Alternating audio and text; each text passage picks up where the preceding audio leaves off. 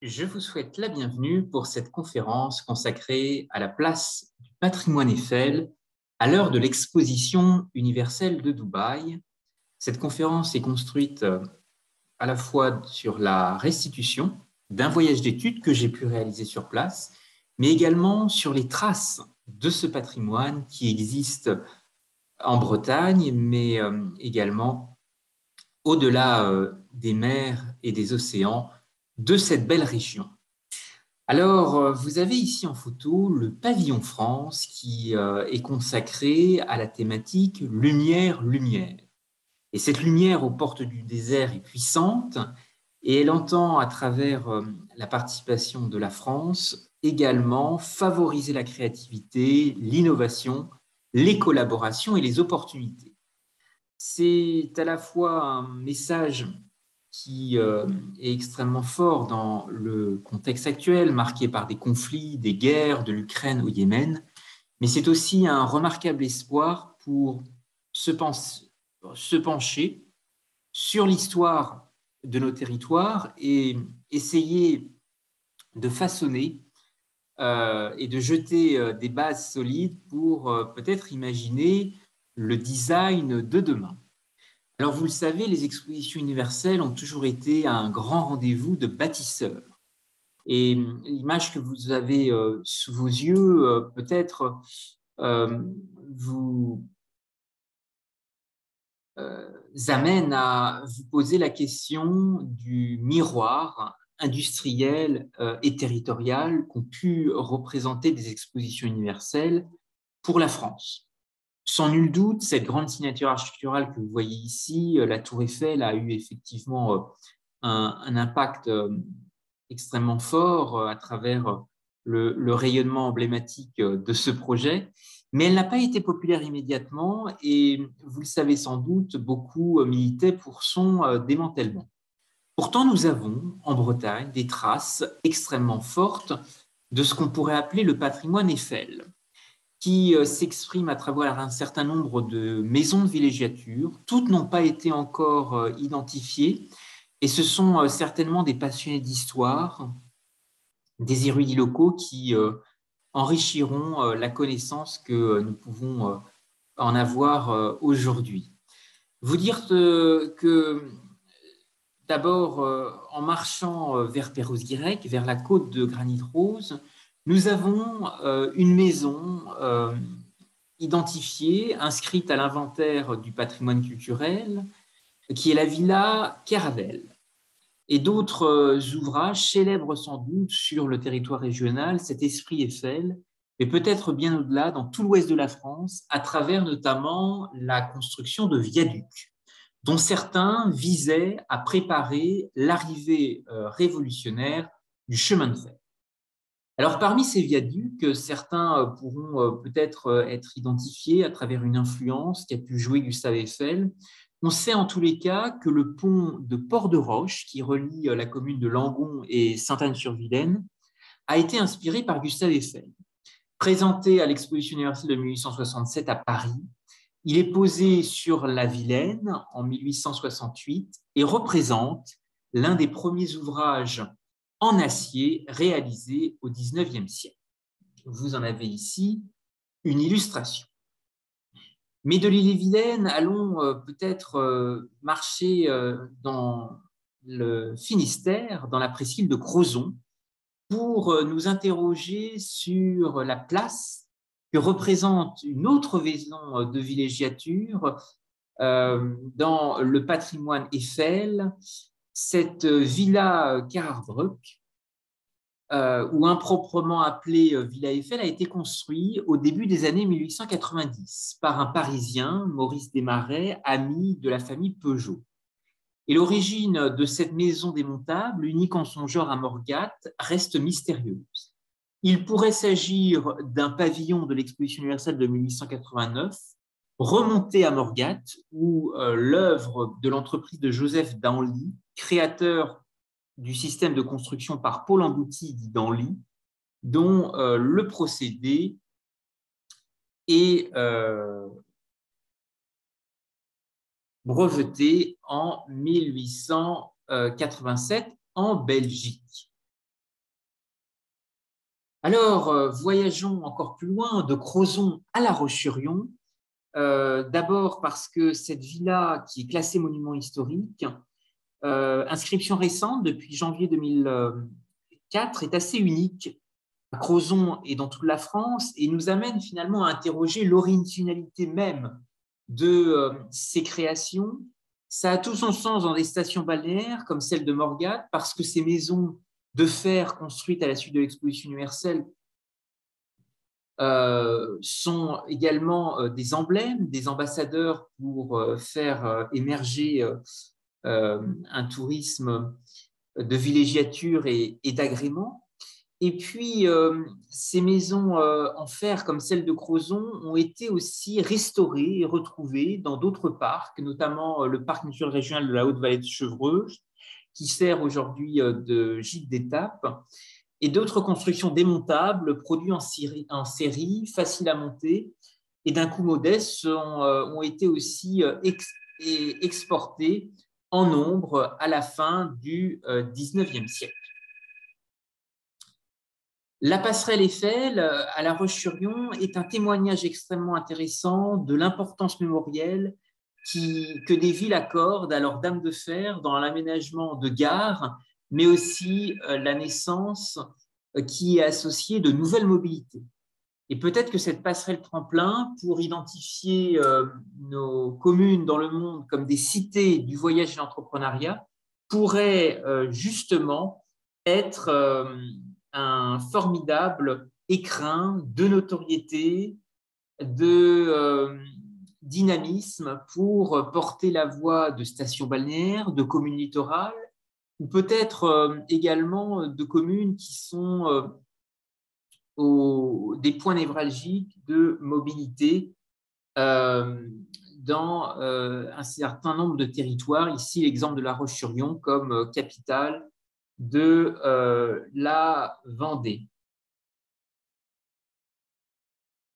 Des images d'archives que vous pouvez retrouver ici qui vous montrent l'importance que cette passerelle a pu jouer pour l'aménagement de gares. Et bien entendu, d'autres témoignages qui ont maintenant une originalité et une saveur toute particulière aux portes du désert dans le cadre de l'exposition universelle à Dubaï.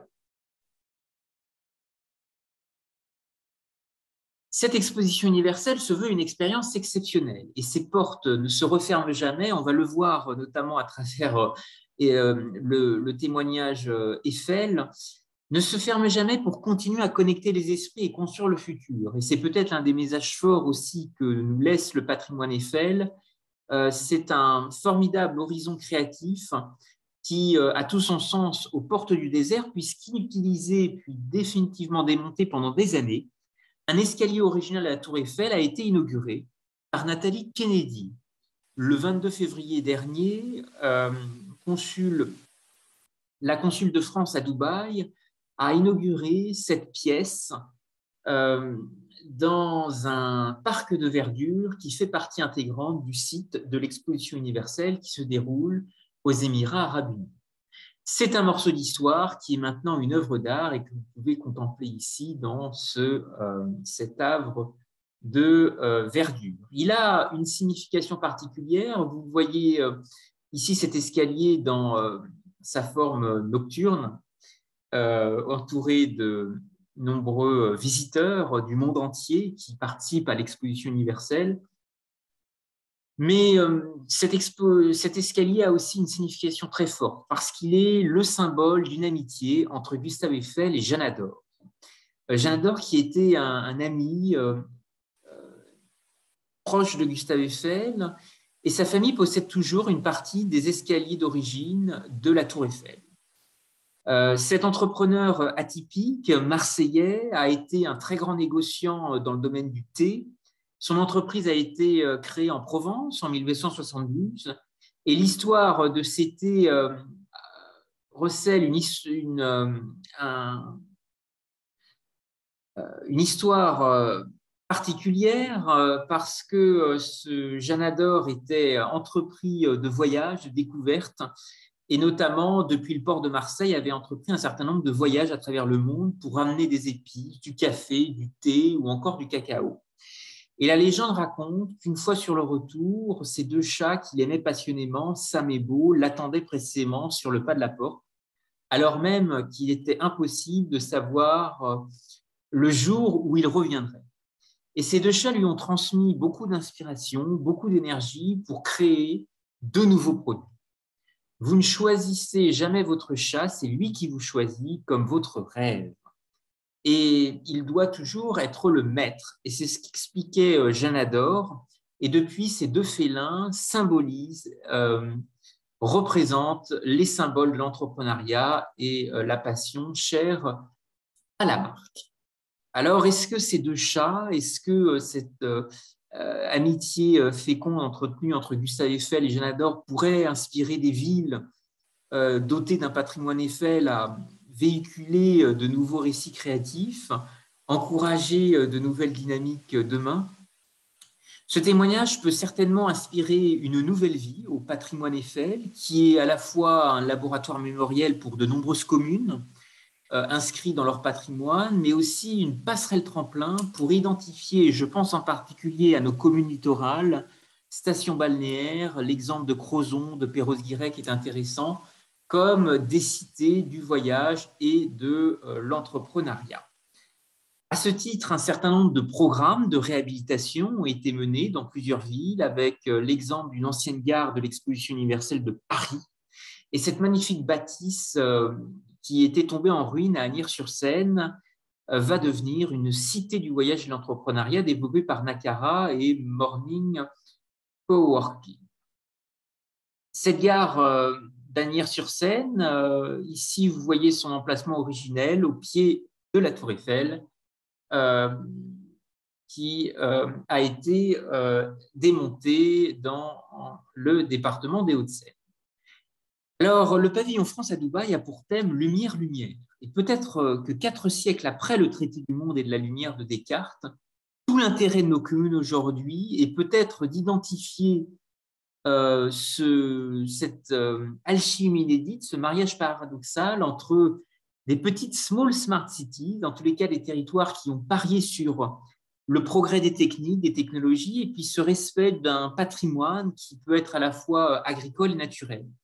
Et cette biodiversité est aussi une thématique qui est étroitement liée à l'agenda, connecter les esprits, construire le futur, entend défendre l'exposition universelle de Dubaï. Cette expo qui se veut un moment pour créer ensemble, innover ensemble et collaborer ensemble. 3 districts articulent cette exposition universelle, un district mobilité, un district opportunité et un district durabilité.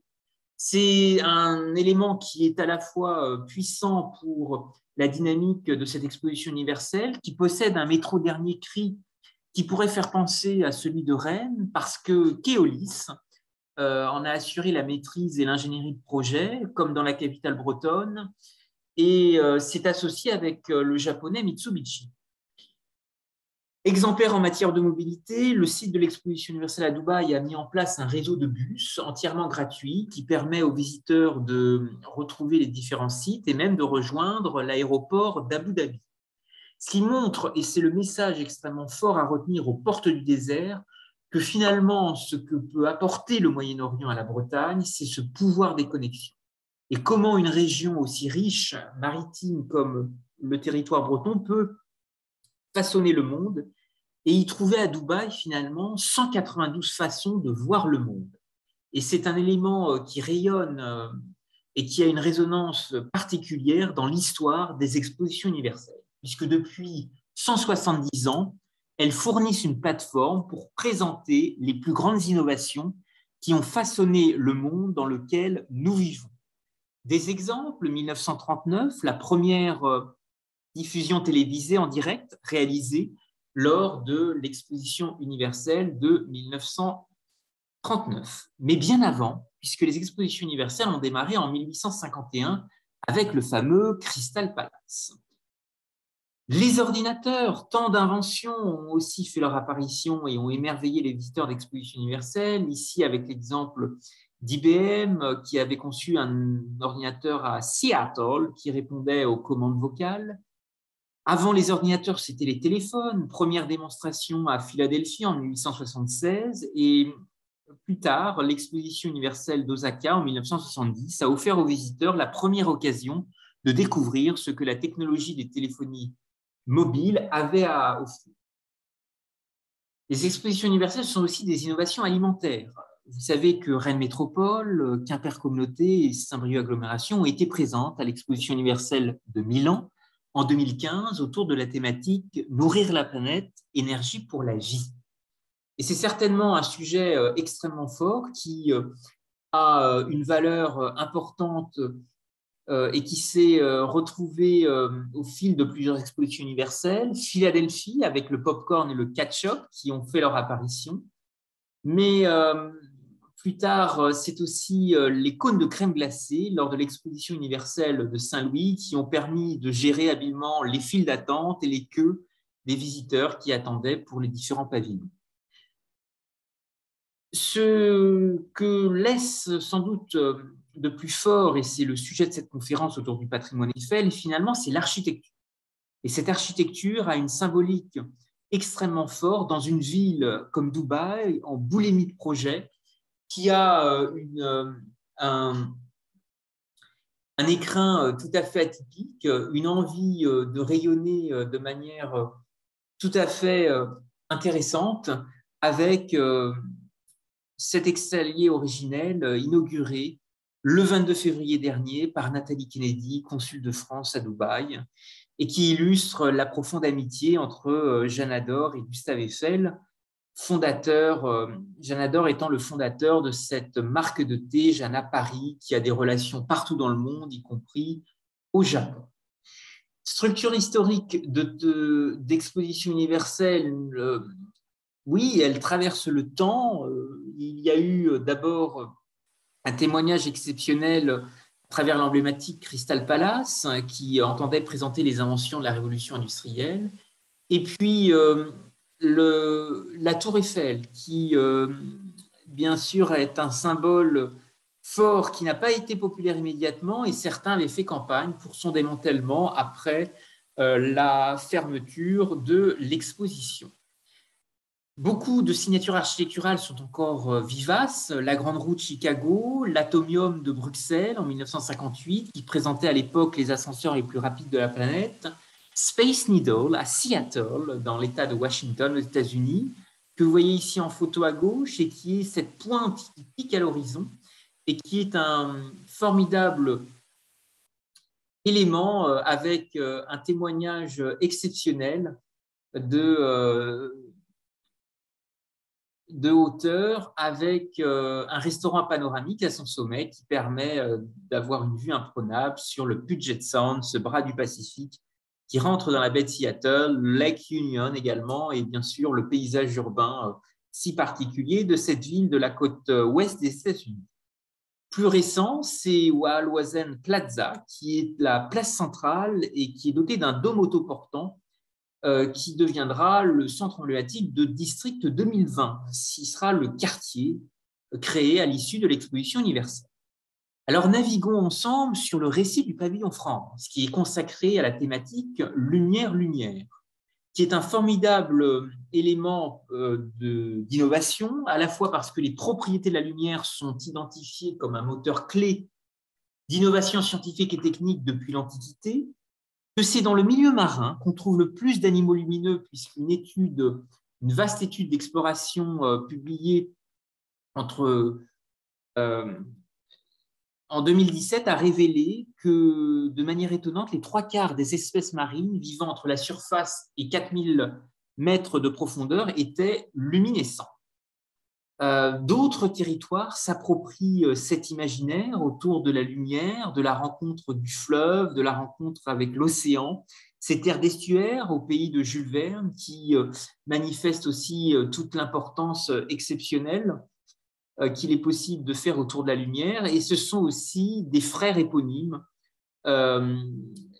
qui portent un nom tout à fait remarquable, inventeur du cinéma et de la photographie, et qui avait identifié l'Ille-et-Vilaine comme une terre d'innovation. Parce que le serment de la Goule aux Fées a été un moment très fort dans la vie de ces deux frères, que c'est à Dinard qu'ils ont fait évoluer leurs inventions, et peut-être ce qui donnerait aussi sens à un certain nombre de canaux ou de moulins qui marquent nos communes, c'est que les frères Lumière avaient une boulimie de projets et d'inventions dans la tête, et l'envie, en achetant et en rénovant un moulin, de produire une fécule de pommes de terre très fine, ingrédient nécessaire à l'émulsion photographique. D'autres villes s'approprient pleinement ce témoignage. L'Industrie Magnifique est un programme qui a été initié à Strasbourg et qui entend rapprocher des artistes avec des joyaux de notre patrimoine industriel, rapprocher des acteurs du monde de l'entreprise avec le monde de l'art. C'est certainement un véhicule d'investissement très fort pour faire rayonner les industries créatives et culturelles dans notre pays. Rappelez aussi que l'architecture a été aussi au cœur de grands débats, et c'est Le Corbusier, lors d'une intervention à la Sorbonne, qui va jeter un pavé dans la mare en 1960 en déclarant que la solution est là à tous nos étouffements, bâtir le troisième établissement humain, l'industriel, auquel nous n'avons jamais fait sa place et qui s'est sournoisement glissé dans nos vies, les a dénaturés, gonflés, jusqu'à l'esclatement rendu tentaculaire. Eh bien, ce pavillon France Lumière a des références très intéressantes par rapport aux nouvelles industries du futur, par rapport au biomimétisme, puisque les ardoises photovoltaïques colorées de ce pavillon sont inspirées des nymphéas de Monet. Vous savez que Monet a été un artiste exceptionnel, qu'à la fin de sa vie, il a été encouragé par Clémenceau pour terminer cette œuvre. Il souffrait notamment de la cataracte, et ces nymphéas se voulaient un témoignage de paix, un symbole de campagne, un symbole bucolique, au lendemain de la Première Guerre mondiale, qu'il voulait offrir à l'ensemble des soldats blessés. Et c'est une empreinte qui est effectivement très forte par rapport à la thématique lumière, lumière. Surtout aux portes du désert, parce que ce pavillon est aussi une référence pas seulement à des innovations techniques, mais aussi philosophiques. Ce pavillon France étant exposé l'encyclopédie de Diderot et d'Alembert. Cette édition originale se définit comme un dictionnaire raisonné des sciences, des arts et des métiers. Et nous avons partout dans l'ouest de la France d'autres témoignages qui existent, expositions universelles, sur un plan botanique. Et je voudrais à ce titre citer les richesses de l'Anjou à travers le parc oriental de Molivrier, qui est l'un des grands parcs japonais en Europe.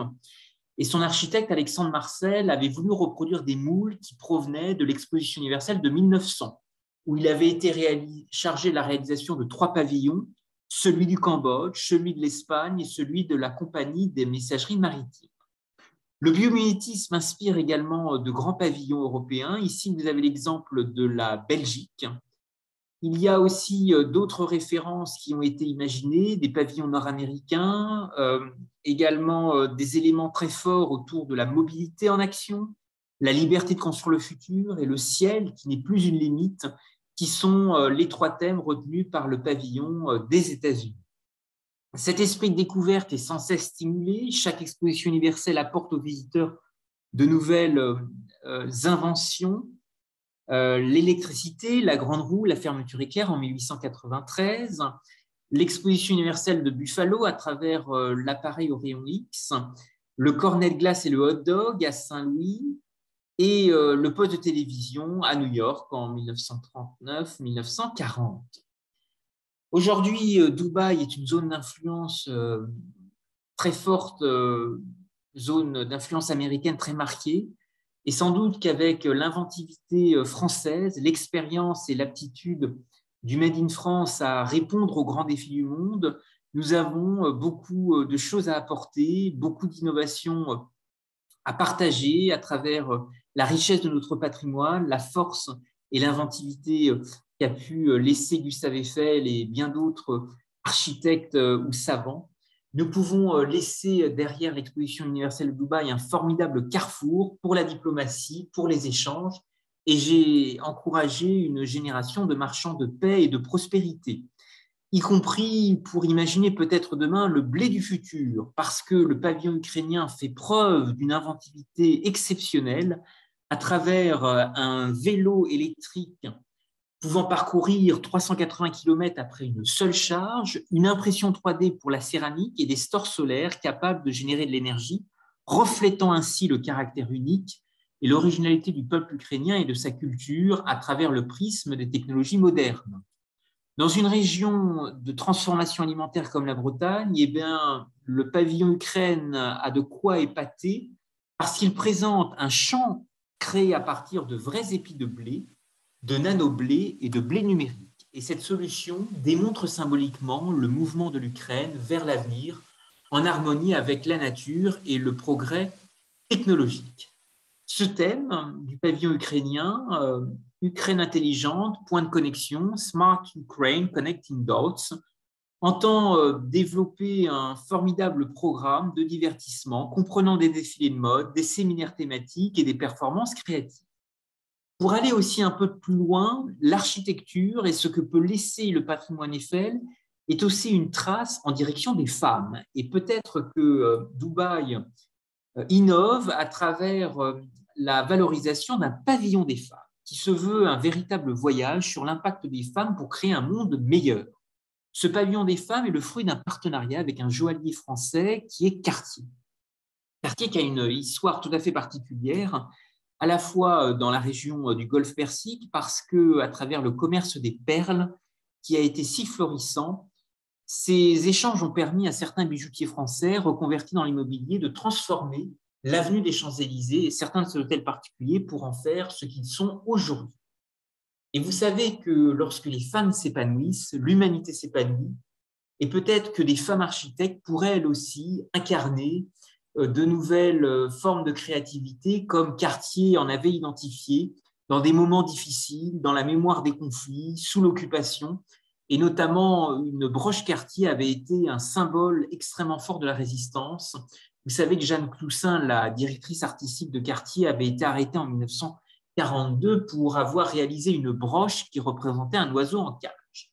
Et à la Libération, elle réalisera un nouveau symbole que vous voyez ici sur ce croquis, un oiseau sorti de sa cage qui se veut justement un témoignage très fort des échanges qu'elle a pu avoir et développer avec de grandes créatrices comme Coco Chanel. Alors, il y a existé un pavillon des femmes qui a été construit pour l'Exposition universelle de Chicago en 1893 et qui s'est tenu pour la première fois aux États-Unis et qui a été repris par la suite par le pavillon des femmes de Dubaï et qui se veut certainement un emblème pour innover, pour encourager de nouvelles signatures architecturales. Ce premier pavillon des femmes, ce Women's Building, a été le fruit d'une l'intuition d'une franco-américaine, Bertha Honoré Palmer, qui à partir de 1889 va réunir des militantes de Chicago qui vont faire pression auprès de la ville. Et elle va développer un plaidoyer remarquable, dont vous avez un exemple ici dans les colonnes de ce journal de Chicago. Ce qui est extrêmement atypique dans le parcours de cette femme d'affaires, philanthrope, mécène et collectionneuse d'art, c'est que Bertha Honoré Palmer est issue d'une famille d'origine française. Son arrière-grand-père, Jean-Antoine Honoré, possédait la première ligne de bateaux à vapeur reliant Louisville à la Nouvelle-Orléans. Et son père, Henri Hamilton Honoré, a été un riche promoteur immobilier qui a permis à sa fille de recevoir une éducation soignée à Chicago. Il y a, en termes de signature architecturale, des traces qu'il est possible de retrouver dans les rues de cette ville, notamment la Palmer House, qui est un hôtel historique qui appartient aujourd'hui au groupe Hilton, et dans lequel le brownie, un dessert typique des États-Unis, a été créé par un cuisinier de l'hôtel en 1893 à la demande de Bertha Palmer. Vous avez ici les photos de ce premier Women's Building, ce pavillon des femmes, et qui a aussi laissé des inspirations pour encourager des femmes architectes à aussi s'investir dans l'exposition universelle de Chicago. Et c'est certainement un élan qui pourrait demain encourager d'autres personnalités à s'investir, à l'image peut-être de cette aristocrate danoise, Sophie Oxholm, qui avait voulu organiser une exposition des femmes à Copenhague en revenant de Chicago. Et cette exposition aura lieu en 1895.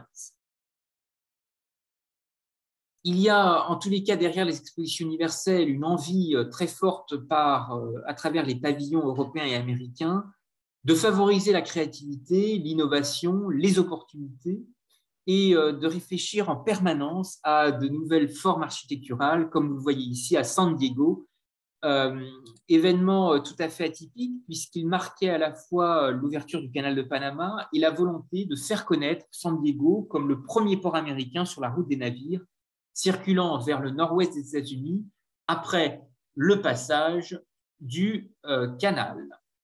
Seattle a laissé avec Space Needle, que vous voyez ici en photo, un témoignage également exceptionnel, ce qui montre que chaque exposition universelle peut laisser une trace exceptionnelle dans l'espace public.